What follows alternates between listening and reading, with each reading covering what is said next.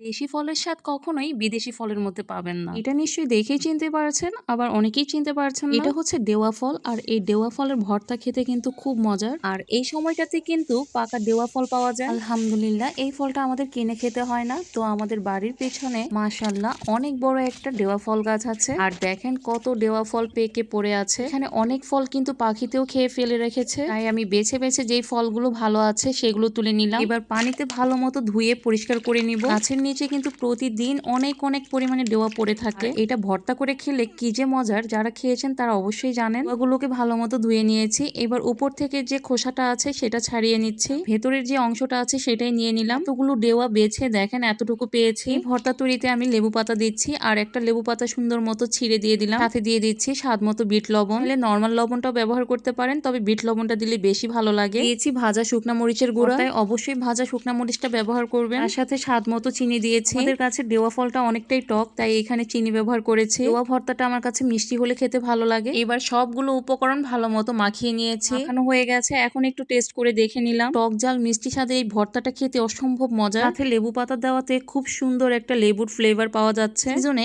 একবার হলেও ডেওয়া ফলের ভর্তা বানিয়ে খাবেন।